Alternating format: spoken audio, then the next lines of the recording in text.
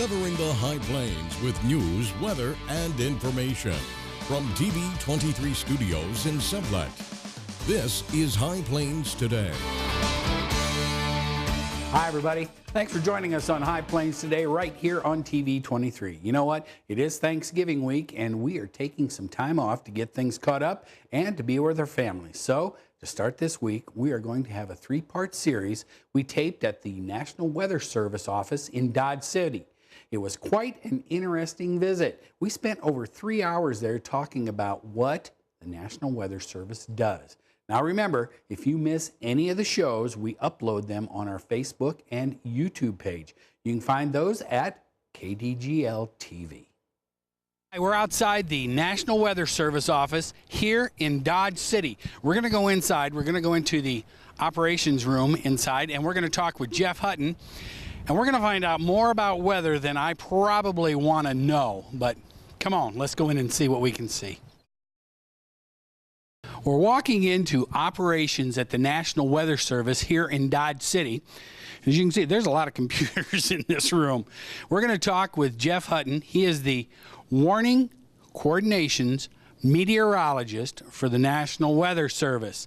Jeff, how are you today? I'm doing fine. How you doing? I'm good. I'm good. All right. Now, here at the National Weather Service, I want you to answer me this now, because I think a lot of people don't really realize what the National Weather Service does on a daily basis. And we want to kind of show what you guys do, because I think when people think of the National Weather Service, they just think, oh, they're the guys that show us radar.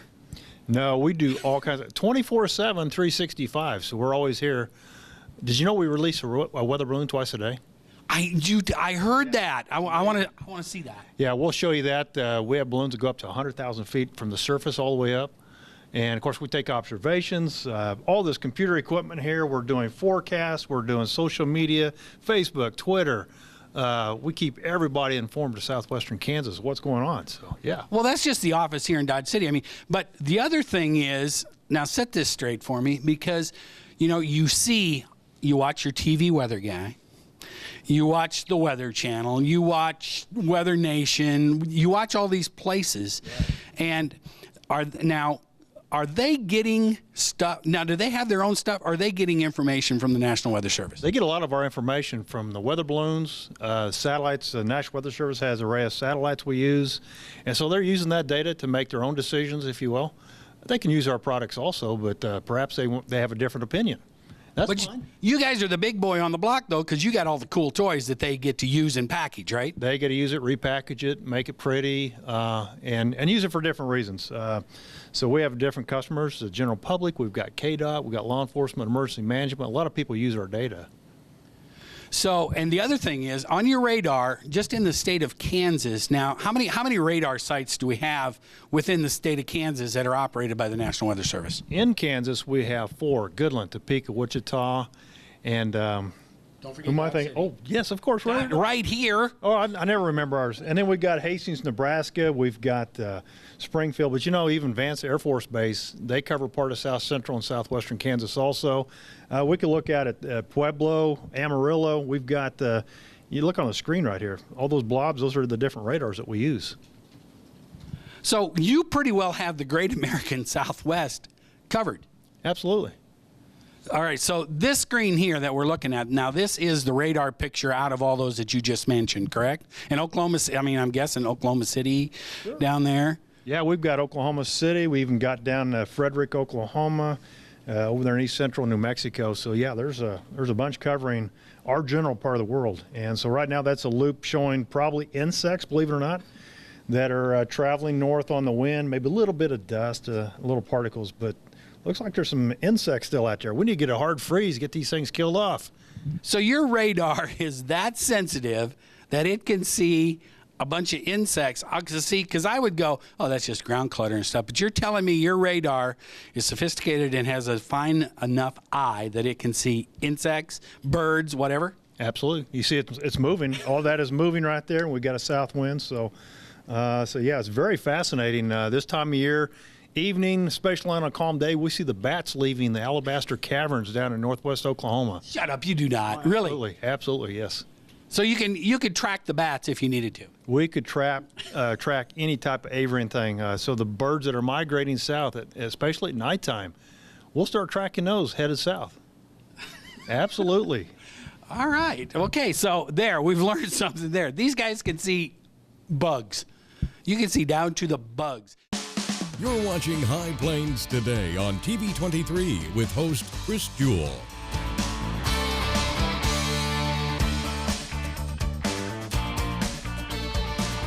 TV23's internet service and 4G live streaming provided by United Wireless. Coverage you deserve. Service you expect. United Wireless. Welcome back to High Plains Today. We now continue with our visit to the National Weather Service in Dodge City. So, all right, tell me about the radar, because you guys over the years have really updated your radar. I mean, it's just not your old move back and forth type of radar anymore, is it? No, we can see particles in the thunderstorm perhaps that are moving in a different direction, so we can look at the wind shear, beginnings of tornadoes. Hail, we can differentiate between a raindrop and a hailstone, and we can see how high up it is in the atmosphere to give us an idea how big the hail might be. And so there's a ton of information we're able to glean from that, yeah. All right, so how now, and there's a big radar dome outside here.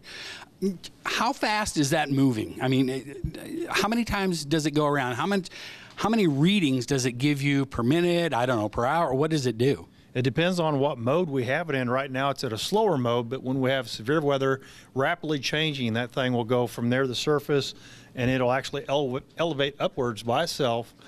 So we can see the top part of the storm. It does it very, very quick. So within about a 4-minute period, we're able to scan 360 degrees around the radar and up perhaps as high as 19 degrees in elevation.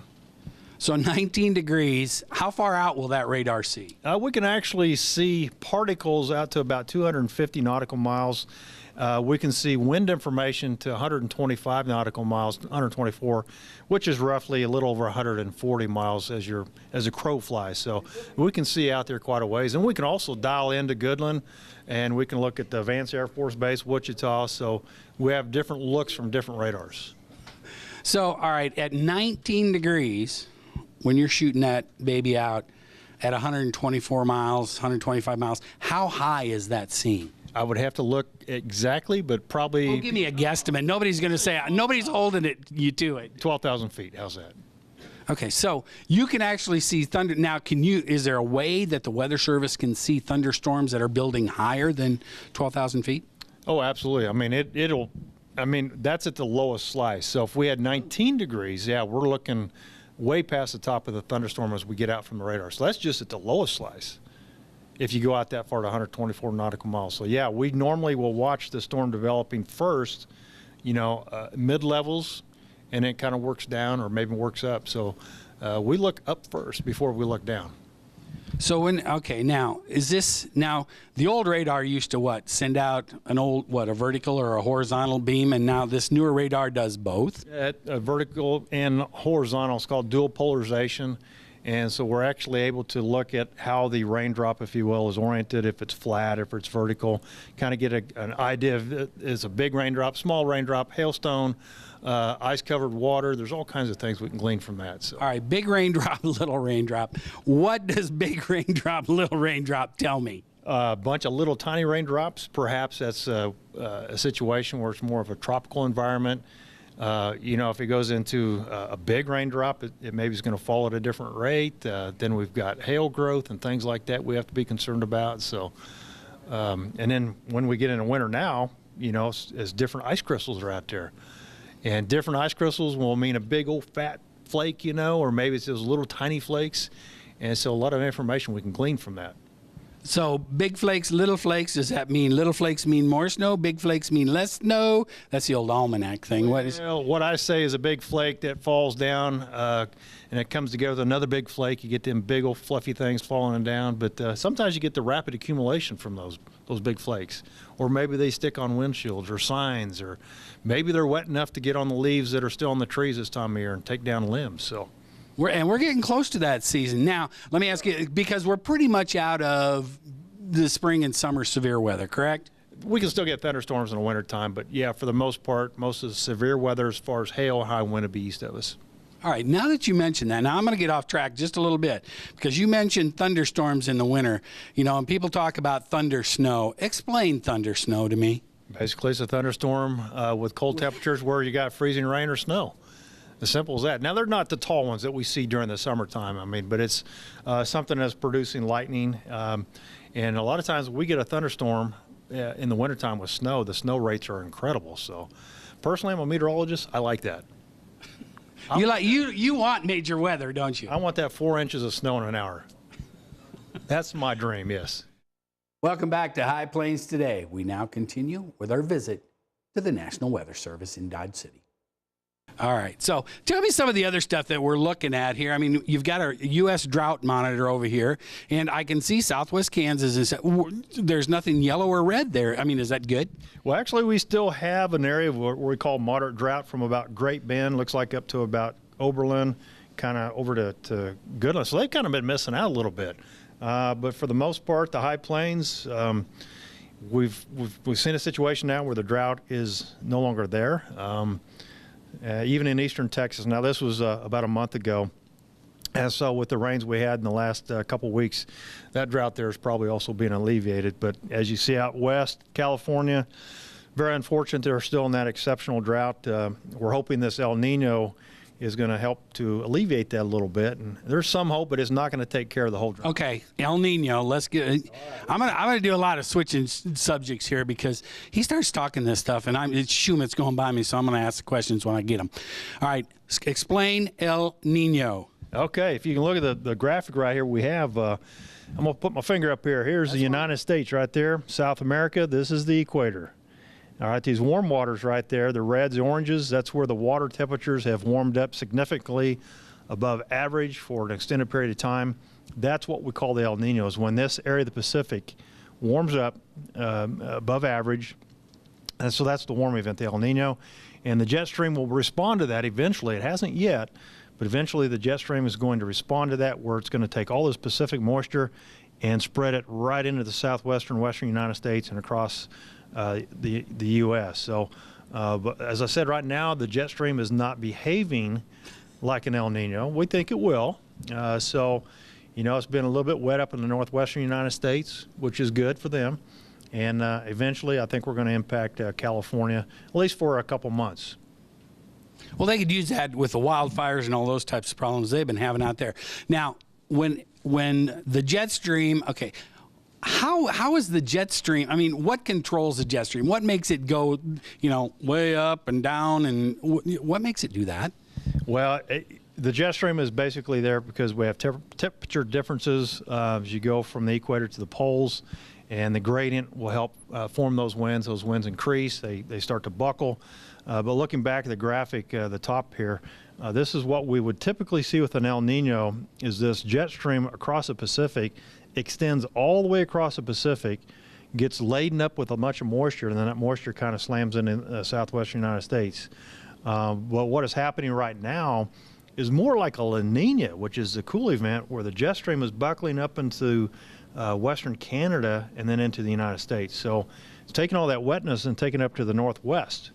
But I think, again, with the warm waters we're seeing in the Pacific, eventually we're going to see this right there.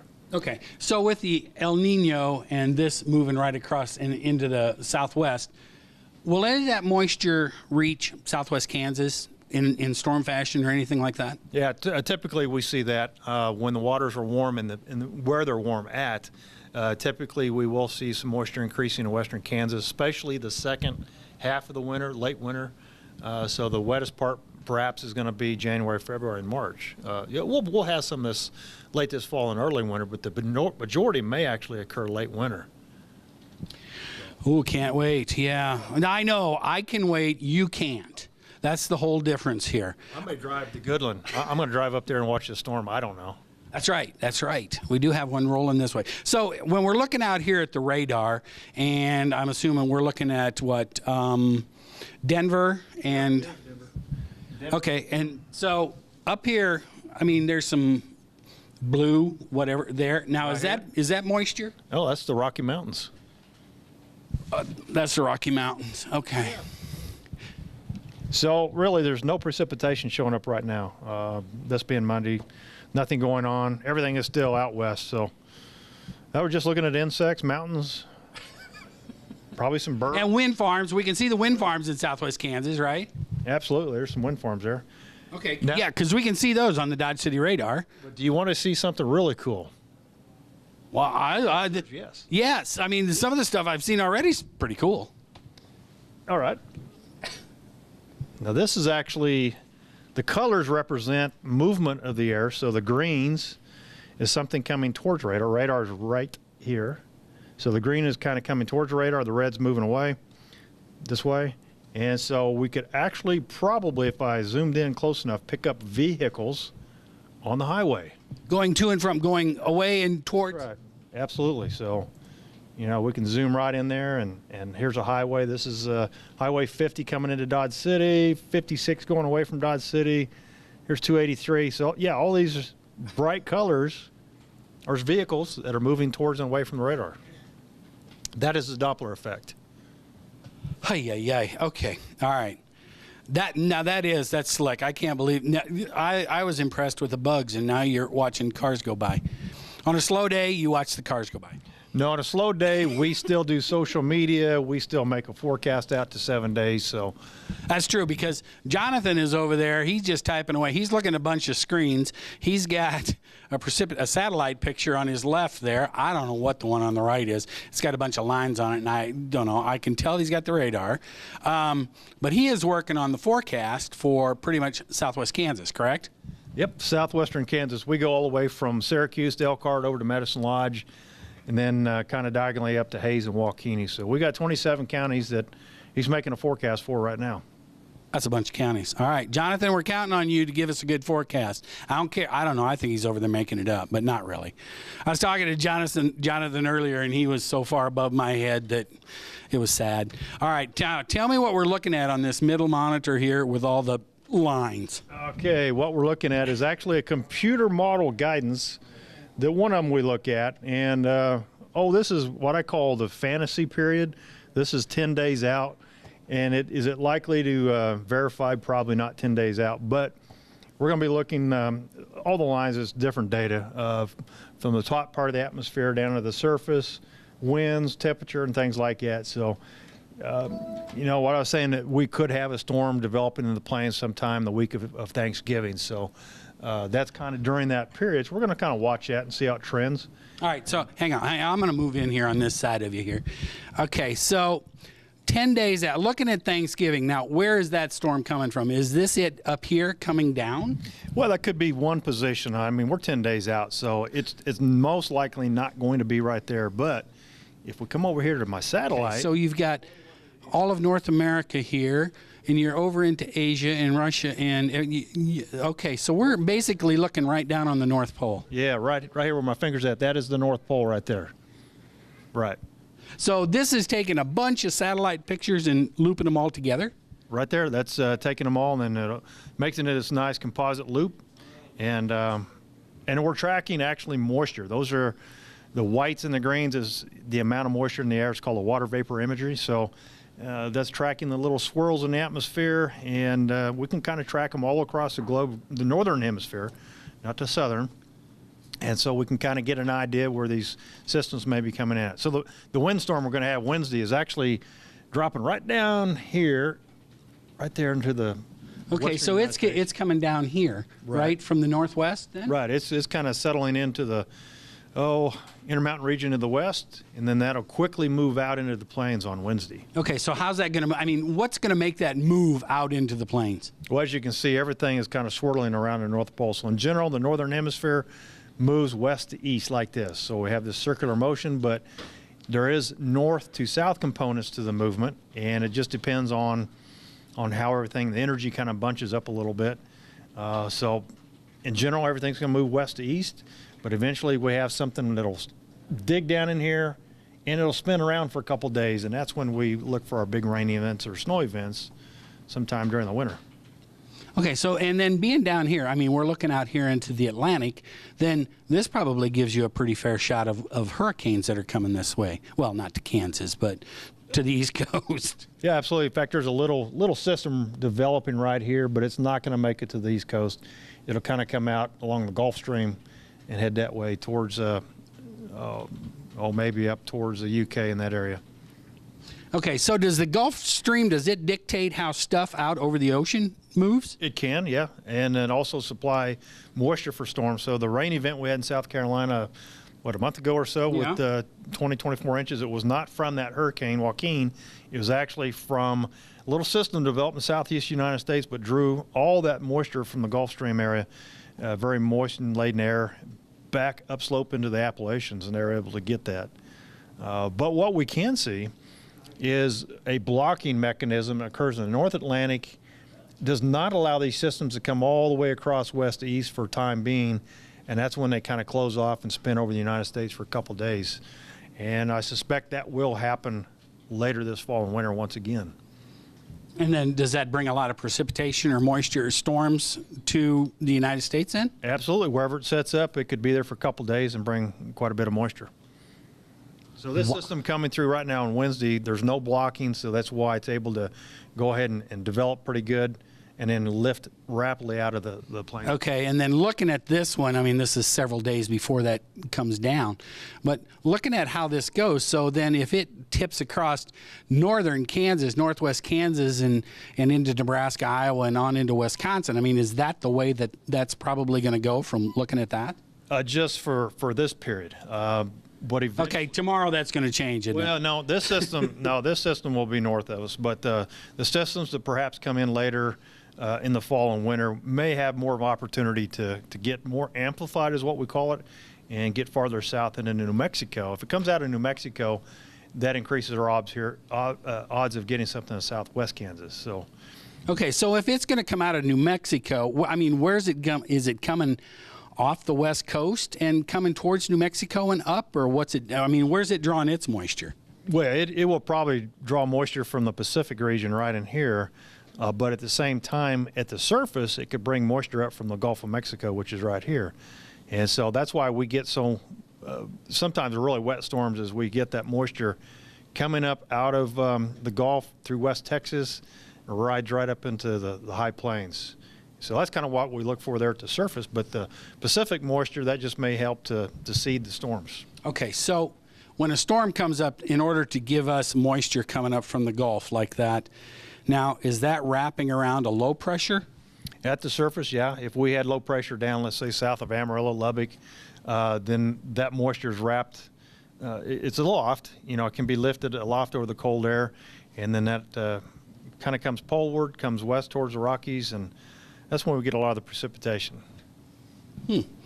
That's okay. So far, that's the coolest thing you've showed me. Well, yeah, satellites are good, but I thought this was cool. Well, that is. I mean, look at all those bugs. I mean, I can't believe there's all those bugs. Yes, I understand that. And then I can see there's a wind farm, right? Yep, several wind farms. Thanks for watching High Plains today on TV23. We hope you're enjoying our visit to the National Weather Service in Dodge City. Now, more tomorrow, so see you then. Keep up to date with the latest information from TV23 on our Facebook page, KDGL TV.